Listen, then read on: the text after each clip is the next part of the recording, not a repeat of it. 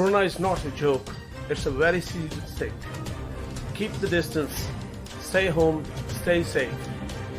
You're watching Wilson TV Park UK. मसीह में आप सबको सलाम।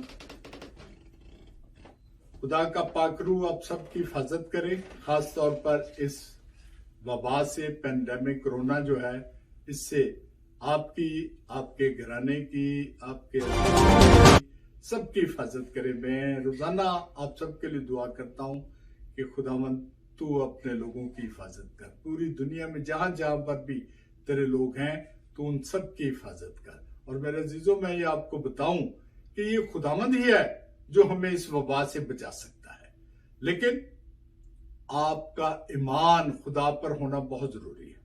अगर आपका ईमान खुदा पर नहीं है तो आपको कुछ भी नहीं मिल सकता, शिफा भी नहीं मिल सकती, क्योंकि जो खुदा की तरफ से शिफा है वो खास तौर पर उसे फेथ हीलिंग कहते हैं, ईमान की शिफा, ईमान के जरिए से शिफा। तो ईमान जो है वो मसीहत में वो एक बुनियादी रुकन है। ईमान की बहुत बड़ी अहमियत है मसीहत में। खुदा के कलाम में हबकूक नबी की किताब, बुक ऑफ हबकूक, उसका चैप्टर 2 बुक ऑफ हबकूक और उसका चैप्टर 2, उसमें लिखा है कि सादक ईमान से जीता रहेगा, सादक अपने ईमान से जिंदा रहेगा, सादक अपने ईमान से जिंदा रहेगा। और फिर कुरिन्थियों के दूसरे खत के 5 बाब की 7 आयत में, एपिस्टल ऑफ कुरिन्थियंस चैप्टर 5 वर्स 7, वहां लिखा है, हम ईमान पर चलते हैं ना कि आंखों देखे पर। हम ईमान पर चलते हैं ना कि आंखों देखे पर। और आज हम कलाम में से सीखेंगे कि ईमान क्या है, व्हाट इज फेथ, जिसके सबब से सादक जिंदा रहेगा। और हम ईमान पर चलते हैं ना कि आंखों देखे पर। दोनों चीजें ऐसी हैं कि सादक जिंदा रहेगा ईमान पर, ईमान की वजह से, और हम ईमान पर चलते हैं ना कि आंखों देखे पर। तो आज हम ये खुदावंद के कलाम में से देखेंगे कि ईमान क्या है। दुनियावी चीजें, ख्वाहिशात, दिलचस्पियां हमें बड़ी आसानी से अपनी तरफ राग़िब कर सकती हैं और कर लेती हैं, लेकिन जब हम अपना भरोसा, अपना तवक्कुल खुदा पर रखते हैं तो वो हमारा सब कुछ तब्दील कर देता है। हालेलुया। मरकस की किताब, उसके 11 बाब और उसकी 22 आयत, gospel of Mark chapter 11 verse 22, वहां लिखा है, मसीह ने फरमाया, खुदा पर ईमान रखो, खुदा पर ईमान रखो। ईमान की जो सादा तारीफ है, simple definition of faith, that can be found in epistle of Hebrews chapter 11। इब्रानियों 11 बाब में ईमान की तारीफ जो है वो यूं दी गई है, अब ईमान उम्मीद की हुई चीजों का एतमाद और अनदेखी चीजों का सबूत है। हालेलुया। अब ईमान उम्मीद की हुई चीजों का एतमाद, जिन चीजों के मतलब हमने उम्मीद की है और उन पर हमने एतमाद रखना है, यकीन रखना है कि जिन चीजों की हमने उम्मीद की है वो हमें मिल जाएंगी, और अनदेखी चीजों का सबूत ये है ईमान, क्योंकि उसी की बाबत बुजुर्गों के हक में अच्छी गवाही दी गई। ईमानी से हम मालूम करते हैं कि आलम यानी 2 जहान खुदा के कहने से बने हैं। यह नहीं कि जो कुछ नजर आता है जहरी चीजों से बना है। जैसे मैंने आपको पहले बताया कि मसीहत जो है वो ईमान पर डिपेंड करती सर। तो खुदा के साथ जो ताल्लुक है उसमें भी बहुत ईमान का बहुत गहरा ताल्लुक है। जितने पुराने अहदनामे में जितने आप देखें नबी गुजरे, बादशाह गुजरे, सब ने खुदा पर ईमान रखा कि जो कुछ उसने कहा, जो उसने वादा किया वो पूरा करेगा। लेकिन मजेदारी की बात है कि पूरे अहदनामे में, पुराने अहदनामे में ईमान का लफ्ज 2 या 3 जगहों पे इस्तेमाल हुआ। ईमान का लफ्ज बल्कि 1 या 2 या 3 जगहों पे इस्तेमाल हुआ है। नए अहदनामे में बेशुमार जगहों पे इस्तेमाल हुआ है ईमान का लफ्ज, क्योंकि ईमान का बानी कौन है? खुदावंद यीशु मसीह। ईमान का बानी खुदावंद यीशु मसीह है। लेकिन आप पूरे पुराने अहदनामे में देखें तो सारे काम ईमान पर चलते रहे। वहां ईमान का लफ्ज तो नहीं इस्तेमाल हुआ, लेकिन खुदा पर एतमाद, खुदा पर भरोसा, खुदा की बातों पर यकीन, उससे ही सारे काम चलते रहे। अगर हम देखें तो ईमान ही से हाबल ने काइन से अफजल कुर्बानी गुजरानी खुदा के लिए, और उसी के सबब से उसके रास्तबाज होने की गवाही दी गई। ईमान ही से हनूक उठा लिया गया ताकि मौत को ना दिखे, और चूंकि खुदा ने उसे उठा लिया था इसलिए उसका पता ना मिला, क्योंकि उठाए जाने से पेशतर उसके हक में यह गवाही दी गई थी कि ये खुदा को पसंद आया है। कौन? हनूक। ये खुदा को पसंद आया है। ईमान ही के सबब से नूह ने उन चीजों की बाबत जो उस वक्त तक नजर ना आती थी, जो जैसे हमने पहले तारीफ देखी ईमान की कि अनदेखी चीजों का सबूत, तो उसने नूह ने जो चीजें उस वक्त नजर ना आती थी, हदायत पाकर खुदा के खौफ से अपने घराने के बचाव के लिए कश्ती बनाई, जिससे उसने दुनिया को मुजरम ठहराया और उस रास्तबाजी का वारिस हुआ जो ईमान से है। ईमान के सबब से अब्राहम जब बुलाया गया तो हुक्म मानकर उस जगह चला गया जिसे मिरास में लेने वाला था, और अगरचे जानता ना था कि मैं कहां जाता हूं, तो भी रवाना हो गया।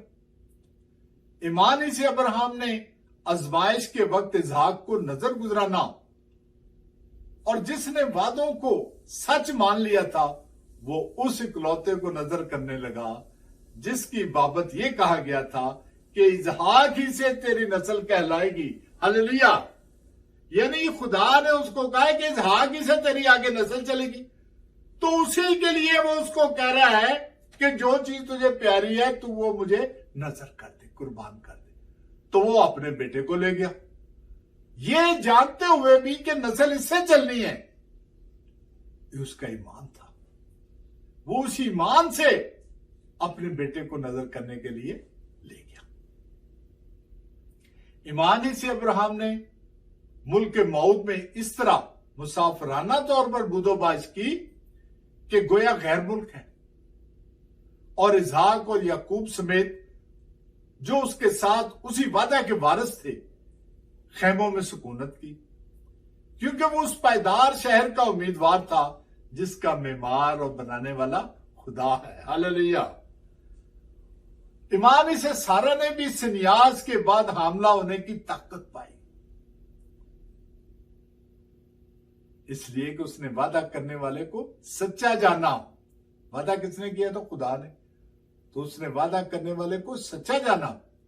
बस एक शख्स से जो मुर्दा सा था, कौन? अब्राहम, 100 साल का। एक शख्स से जो मुर्दा सा था, आसमान के सितारों के बराबर कसीर और समुंदर के किनारे की रेत के बराबर बेशुमार औलाद हुई। हालेलुया। और उसे बहुत सी कौमों का बाप कहा गया। खुदा खुद कह रहा उसको कि तू बहुत सी कौमों का बाप होगा। ईमानी से इसहाक ने होने वाली बातों की बाबत भी याकूब और ईसाऊ दोनों को दुआ दी और अपने आसा के सिरे पर सहारा लेकर सजदा किया। ईमानी से यूसुफ ने जब वो मरने के करीब था बनी इसराइल के खरूज का जिक्र किया और अपनी हड्डियों की बाबत हुक्म दिया। ईमानी से मूसा के मां बाप ने उसको पैदा होने के बाद 3 महीने तक उसको छुपाए रखा, क्योंकि उन्होंने देखा कि बच्चा खूबसूरत है और वो बादशाह के हुक्म से ना डरे। ईमानी से मूसा ने बड़े होकर फराउन की बेटी का बेटा कहलाने से इनकार किया, इसलिए कि उसने गुनाह का चंद रोजा लुत्फ उठाने की निस्बत खुदा की उम्मत के साथ बदसलूकी बर्दाश्त करना ज्यादा पसंद किया और मसीह के लिए लानतान उठाने को मिस्र के खजानों से बड़ी दौलत जाना, क्योंकि उसकी निगाह अजर पाने पर थी। ईमानी से उसने बादशाह के कहर का खौफ ना करके मिस्र को छोड़ दिया, इसलिए कि वो अनदेखे को गोया देखकर साबित कदम रहा। ईमानी से उसने फसा करने और खून छिड़कने पर अमल किया, ताकि पहलौठों का हलाक करने वाला बनी इसराइल को हाथ ना लगाए। हालेलुया। ईमानी से वो बहरे कुलजम से इस तरह गुजर गए जैसे खुश्क जमीन पर से। मैं कभी कभी ये सोचता हूं तो मैं हैरान होता हूं कि ये कैसे हुआ कि समुद्र का पानी 2 टुकड़े हो गया और उसमें से उनके गुजरने का रास्ता बन गया। वो कोई 10-15 बंदे नहीं थे, वो लाखों की तादाद में थे और खुदा ने उस पानी को 2 टुकड़े कर दिया और उनके लिए रास्ता बना दिया। ये ईमान था। और जब उसी जगह से मिस्रियों ने यह कसद किया तो वो डूब गए, क्योंकि उनके साथ खुदा नहीं था, उनके साथ ईमान का वादा नहीं हुआ था। ईमानी से यरीहो की शहर पनाह जब 7 दिन तक उसके गिर्द फिर चुके तो गिर पड़ी। मैं कहता हूं क्या क्या काम खुदा ने किए। इतनी मजबूत दीवार, शहर के गिर्द दीवार, वो उनके 7 चक्रों के बाद गिर पड़ती। हालेलुया। ईमानी से राह फाशा नाफरमानों के साथ हलाक ना हुई, क्योंकि उसने जासूसों को अमन से रखा था। हालेलुया। वो खुदा है, वो अजीब काम करता है। और फिर रसूल कहता है अब और मैं क्या कहूं, अब और क्या कहूं। इतनी फुर्सत कहां कि जदाउन और बर्क और समसून और इफ्ता और दाऊद और सैमुअल और नबियों का अहवाल बयान करो। उन्होंने ईमान ही के सबब से सल्तनतों को मगलूब किया, रास्तबाजी के काम किए, वादा की हुई चीजों को हासिल किया, शेरों के मुंह बंद किए, आग की तेजी को बुझाया, तलवार की धार से बच निकले, कमजोरी में जोरावर हुए, लड़ाई में बहादुर बने, गैरों की फौजों को भगा दिया, औरतों ने अपने मुर्दों को फिर जिंदा पाया, औरतों ने अपने मुर्दों को फिर जिंदा पाया। बाज मार खाते खाते मर गए, मगर रिहाई मंजूर ना की, ताकि उनको बेहतर क़यामत नसीब हो। बाज ठट्ठों में उड़ाए जाने और कोड़े खाने, बल्कि जंजीरों में बांधे जाने और कैद में पड़ने से आजमाए गए, संसार किए गए, आरे से चीरे गए, आजमाइश में पड़े, तलवार से मारे गए, भेड़ों और बकरियों की खाल उड़े हुए मोहताजी में, मुसीबत में, बदसलूकी की हालत में मारे मारे फिरे। दुनिया उनके लायक ना थी। हालेलुया। कलाम में लिखा है, और इस जहान के हम शक्ल ना बनो। दुनिया उनके लायक ना थी। ये दुनिया हमारे लिए नहीं है। वो जंगलों और पहाड़ों और गारों और जमीन के गढ़ों में आवारा फिरा किए, और अगरचे उन सब के हक में ईमान के सबब से अच्छी गवाही दी गई, तो भी उन्हें वादा की हुई चीज ना मिली। इतना कुछ करने के बावजूद वादा की हुई चीज उन्हें ना मिली। ये सब ईमान की हालत में मरे और वादा की हुई चीजें ना पाई, मगर दूर ही से उन्हें देखकर खुश हुए। ये ईमान है। दूर ही से उन्हें देखकर खुश हुए और इकरार किया कि हम जमीन पर परदेसी और मुसाफिर हैं। हालेलुया। आजकल कौन करता है ये इकरार? कौन कहता है कि हम परदेसी हैं? हम तो इधर वो जैसे कहते हैं वो अड्डे बना के बैठे हुए हैं कि हमने मरना ही नहीं है। किसी के पास एक घर है तो वो कहता नहीं 2 होने चाहिए, 2 है तो वो कहता नहीं जी 3 होने चाहिए, 3 है तो वो कहता नहीं 4 होने चाहिए, एक गाड़ी है तो वो कहता नहीं जी 2 होने चाहिए, 2 है तो वो कहता 3 होने चाहिए, 3 है तो वो कहता नहीं जी 4 होने चाहिए। मतलब इन चीजों में कोई बुराई नहीं है। आपकी अगर जरूरत है तो जरूर रखें, लेकिन आप अगर लालच के साथ कर रहे हैं कि मैं फलां से बढ़ जाऊं, मैं फलां से बढ़ जाऊं, उसके पास 3 है तो मेरे पास 4 हूं, तो वो गुनाह है। फिर आपने खुदा को पीछे करके आप दौलत को आपने अपना खुदा बना लिया, आपने उस हवस को अपना खुदा बना लिया। तो वो यही कह रहा है कि वो उन चीजों को देखकर जो है ना, वो दूरी से देखकर खुश हुए और इकरार किया कि हम जमीन पर परदेसी और मुसाफिर हैं। जो ऐसी बातें कहते हैं वो जाहिर करते हैं कि हम अपने वतन की तलाश में हैं, और जिस मुल्क से वो निकल आए थे अगर उसका ख्याल करते तो उन्हें वापस जाने का मौका था, मगर हकीकत में वो एक बेहतर यानी आसमानी मुल्क के मुश्ताक थे। चुनांचे खुदा ने उनके लिए एक शहर तैयार किया, इसलिए कि खुदा ने पेश बीनी करके यानी पहले से तैयारी करके पेश बीनी करके हमारे लिए कोई बेहतर चीज तजवीज की थी, ताकि वो हमारे बगैर कामल ना किए जाए। हालेलुया। ताकि वो हमारे बगैर कामल ना किए। हम तो बड़े खुशकिस्मत हैं कि हमें मसीह की वजह से हमें तो वो तकलीफें सहनी नहीं पड़ी जो पुराने अहदनामे के नबी और खुदा के लोग बर्दाश्त करते रहे, और उनको वादा की वो चीज ना मिली क्योंकि खुदा ने हमें उसमें शामिल करना था कि वो हमारे बगैर कामल ना किए जाए। हालेलुया। मेरे अजीजों, बस जब गवाहों का एक बड़ा बादल हमें घेरे हुए है, तो आओ हम भी हर एक बोझ और उस गुनाह को जो आसानी से हमें उलझा लेता है, हर एक बोझ और उस गुनाह को जो आसानी से हमें उलझा लेता है, दूर करके उस दौड़ में सब्र से दौड़ें जो हमें दरपेश है। हालेलुया।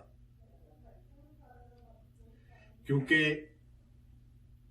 तुम्हें सब्र करना जरूर है ताकि खुदा की मर्जी पूरी करके वादा की हुई चीज हासिल करो। हालेलुया। तुम्हें सब्र करना जरूर है ताकि खुदा की मर्जी पूरी करके वादा की हुई चीज हासिल करो। और अब बहुत ही थोड़ी मुद्दत बाकी है कि आने वाला आएगा और देर ना करेगा। हालेलुया। हमारा ईमान है कि मसीह आएगा, तो आने वाला आएगा और देर ना करेगा। यहां मुझे एक गीत याद आ रहा है, बड़े सालों से ये लाहौर कन्वेंशन की किताब का गीत है। बड़े सालों से कन्वेंशन में गाते आ रहे हैं, लेकिन कभी किसी ने उसकी अहमियत को समझा नहीं, उसके मतलब को समझा नहीं कि वो है क्या। गाते सब रहे, सब गाते आ रहे हैं। वो गीत है, देख तेरा बादशाह आने वाला है, देख तेरा बादशाह आने वाला है, बर्रे के लहू से अपने दामन को सजाएंगे, बादलों में उसका हम इस्तकबाल करेंगे, देख तेरा बादशाह आने वाला है, देख तेरा बादशाह आने वाला है। ये बाकी आप गीत वो बुक में से देख सकते हैं। तो ये हम 16 साल से गाते आ रहे हैं। तो मेरे अजीजों, आओ हम सच्चे दिल और पूरे ईमान के साथ, सच्चे दिल और पूरे ईमान के साथ, और दिल के इल्जाम को दूर करने के लिए दिलों पर छींटे लेकर, उसके खून के छींटे लेकर, खुदावंद यीशु मसीह के खून के छींटे जो उसने सलीब पर बहाया मेरे लिए और आपके लिए, और बदन को साफ पानी से धुलवा कर, ये नलके का पानी है नहीं, पानी का बपतिस्मा, साफ पानी से धुलवाकर खुदा के पास चले। हालेलुया। मैं फिर से एक दफा कहता हूं, आओ हम सच्चे दिल और पूरे ईमान के साथ, और दिल के इल्जाम को दूर करने के लिए दिलों पर छींटे लेकर और बदन को साफ पानी से धुलवाकर खुदा के पास चले। हालेलुया। और ईमान के बानी और कामल करने वाले यीशु को तकते रहें। हालेलुया। जैसे मैंने शुरू में कहा कि ईमान का बानी मसीह है, खुदा यीशु मसीह है, और ईमान के बानी और कामल करने वाले यीशु को तकते रहें, जिसने उस खुशी के लिए जो उसकी नजरों के सामने थी, शर्मिंदगी की परवाह ना करके सलीब का दुख सहा और खुदा के तख्त की दाहिनी तरफ जा बैठा। उसने तो अपने बेटे को देने से दरेग नहीं किया, उसने उसको भी उस आजमाइश में से गुजारा, उस जानकारी की हालत में से गुजारा, तब जाके उसने उसको अपने साथ तख्त पर दाने हाथ बैठने की शर्फ दिया, बैठने का शर्फ दिया। वो किबरिया के दाने तरफ जाके बैठा है। बस इस पर गौर करो, जिसने अपने हक में बुराई करने वाले गुनहगारों की इस कदर मुखालफत की बर्दाश्त की, ताकि तुम बेदिल होकर हिम्मत ना हारो। जो तुम्हारे पेशवा थे और जिन्होंने तुम्हें खुदा का कलाम सुनाया, उन्हें याद रखो और उनकी जिंदगी के इंजाम पर गौर करके उन जैसे ईमानदार हो जाओ। हालेलुया। उन जैसे ईमानदार हो जाओ। जब तुम तरह तरह की आजमाइशों में पड़ो, तो इसको ये जानकर कमाल खुशी की बात समझना कि तुम्हारे ईमान की आजमाइश सब्र पैदा करती है। ईमान की आजमाइश सब्र पैदा करती है, और सब्र को अपना पूरा काम करने दो। सब्र को अपना पूरा काम करने दो, ताकि तुम पूरे और कामल हो जाओ। हालेलुया। ताकि तुम पूरे और कामल हो जाओ और तुम में किसी बात की कमी ना रहे।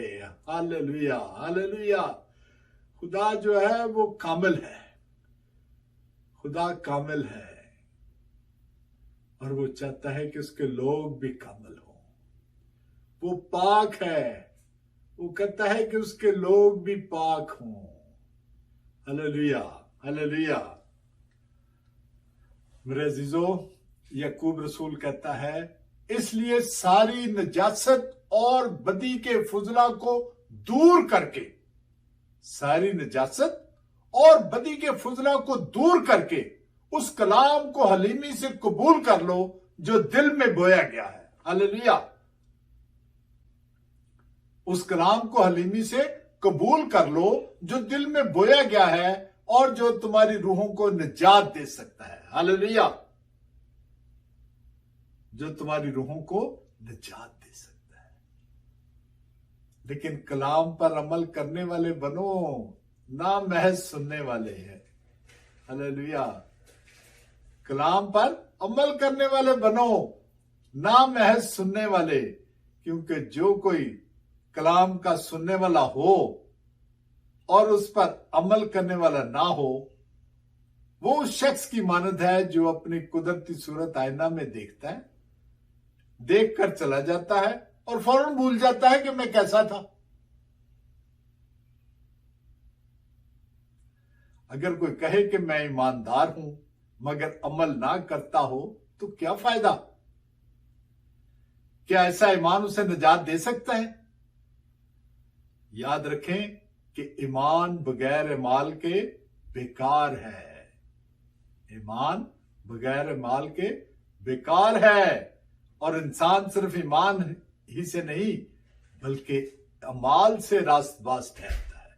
ईमान ही से नहीं, सिर्फ ईमान ही से नहीं, अमाल से रास्तबाज ठहरता है। बस मेरे अजीजों, ईमान में मजबूत होकर खुदा के कभी हाथ के नीचे फिरौतनी से रहो। हालेलुया। ईमान से मजबूत होकर, ईमान में मजबूत होकर खुदा के कभी हाथ के नीचे फिरौतनी से रहो और अपनी सारी फिक्र उसी पर डाल दो।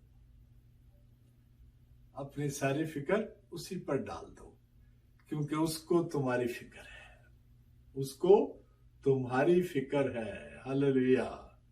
अगर मसीह के नाम के सबब से तुम्हें मलामत की जाती है, अगर मसीह के नाम के सबब से तुम्हें मलामत की जाती है या किसी आजमाइश में से गुजरते हो, तो तुम मुबारक हो। तो तुम मुबारक हो, क्योंकि जलाल का रूह यानी खुदा का रूह तुम पर साया करता है। हालेलुया। तुम पर साया करता है। मुबारक है वो शख्स जो आजमाइश की बर्दाश्त करता है। हालेलुया। मुबारक है वो शख्स, मुबारक है वो शख्स जो आजमाइश की बर्दाश्त करता है, क्योंकि जब मकबूल ठहरा तो जिंदगी का वो ताज हासिल करेगा जिसका खुदावंद ने अपने मोहब्बत करने वालों से वादा किया है। हालेलुया। जिसका खुदावंद ने अपने मोहब्बत करने वालों से वादा किया है, वो ताज हासिल करेगा। खुदावंद आप सबको बरकत दे और महफूज रखे। खुदावंद अपना चेहरा आप सब पर जलवागर फरमाए और मेहरबान रहे। खुदावंद अपना चेहरा आप सब की तरफ मुतवज्जो करे और सलामती बख्शे। आमीन। Corona is not a joke. It's a very serious thing. Keep the distance. Stay home. Stay safe. You're watching Wilson TV Park UK.